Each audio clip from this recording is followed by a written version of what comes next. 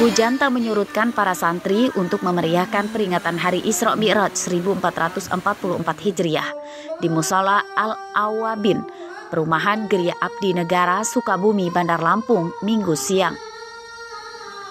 Puluhan santri dan santriwati mengikuti berbagai lomba, mulai dari lomba azan hingga menghafal surah-surah Al-Quran. Sangat berguna bagi pesantren lingkungan dan santriwati di TPQ Araihan ini, dan juga bisa melatih santriwan dan santriwati di TPQ Araihan untuk menghafal ayat-ayat suci Al-Quran. Bisa menambah semangat anak-anak untuk lebih berani lagi tampilnya, untuk lebih kreatif lagi. Ya, diharapkan untuk kedepannya supaya tepat TPQ ini lebih besar lagi, lebih ramai lagi. Dimana saat hari-hari besar begini mengadakan lomba, wali murid lebih antusias lagi. Lomba serupa rutin digelar setiap peringatan Isra Mi'raj Nabi Muhammad Sallallahu Alaihi Wasallam. Selain melatih mental para santri, lomba juga untuk melatih para santri hafiz Al-Quran. Anak-anak khususnya ya, untuk anak-anak tingkatkan akhlak juga, tingkatkan akhlak, terus prestasikan dalam segi ajar mengajar yang diterima dari zaman guru-gurunya. Nah, ada berapa peserta dan kemudian jenis lombanya apa saja? Sekitar ada 60 peserta anak-anak kita, jenis perlombanya ada 5. Jadi antara lain seperti lomba azan, lomba naik, hafalan, terus pidato, dan sholat berjamaah. Isra Mi'raj adalah 2 bagian perjalanan yang dilakukan Nabi Muhammad dalam waktu 1 malam. Kejadian itu merupakan salah satu peristiwa penting bagi umat Islam, karena pada peristiwa itu Nabi Muhammad mendapat perintah Allah Subhanahu wa Ta'ala untuk menunaikan sholat 5 waktu. Arsadi Saputra melaporkan dari Bandar Lampung.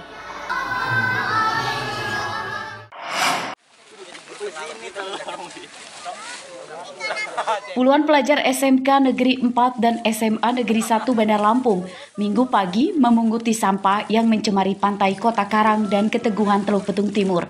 Selain membersihkan pantai dari sampah, mereka juga menanam bibit mangrove atau pohon bakau untuk mencegah abrasi pantai.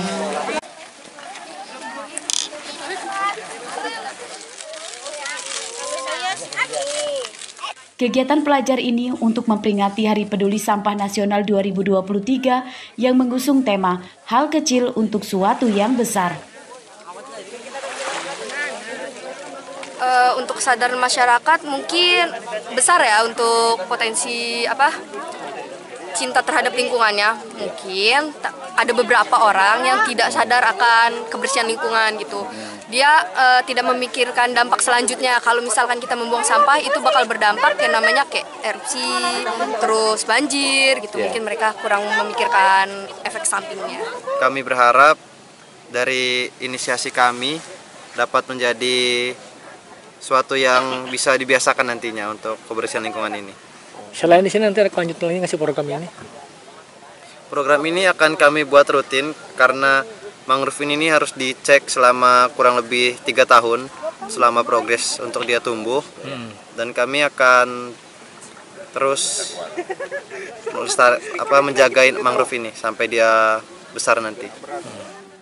Pemerintah Bandar Lampung berjanji terus mendukung kegiatan positif yang dilakukan para pelajar. Warga pesisir pantai diminta menjaga kebersihan di wilayahnya supaya sampah tidak semakin menumpuk. Kegiatan kita ini jangan seolah seremoni saja. Ke depan pemerhati lingkungan, Mitra Mentala, Watala bekerja sama dengan pemerintah kota. Kita mengingatkan warga, jangan setelah ditanam tidak hilang begitu saja. Nah, jadi kita sama-sama merawat lingkungan, gunanya untuk keseimbangan alam, sekaligus supaya menyadarkan masyarakat kita pentingnya arti kebersihan. Banyak pantai di Bandar Lampung yang tercemar sampah dari permukiman dan hingga kini belum teratasi. Salah satu yang terparah di Pantai Sukaraja, Kecamatan Teluk Betung Selatan. Ratusan kubik sampah plastik menggunung di sepanjang pantai ini. Padahal Pantai Sukaraja setiap harinya digunakan puluhan nelayan jaring payang untuk mencari nafkah. Jaring payang yang ditarik ke daratan lebih banyak menangkap sampah dibanding ikan. Jeffrey Arifin melaporkan dari Bandar Lampung.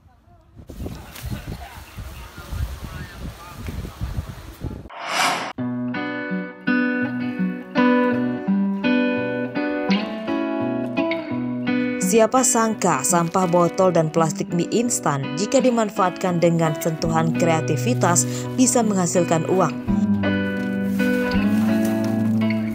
Itulah yang dilakukan Dahlia, warga Pulau Pasaran, Kelurahan Kota Karang, Kecamatan Teluk Betung Timur, Bandar Lampung. Sejak 2012 lalu, Dahlia mengolah sampah menjadi barang ekonomis, mulai dari tempat tisu, toples, dompet, tas tangan, hingga tas komputer jinjing.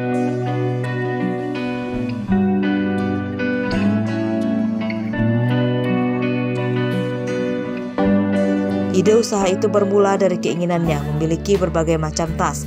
Namun karena tidak punya uang, Dahlia membuatnya sendiri.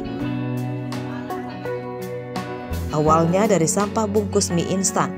Berkat kerja keras dan keuletannya, belajar secara otodidak, ia kini sudah memetik hasil manisnya.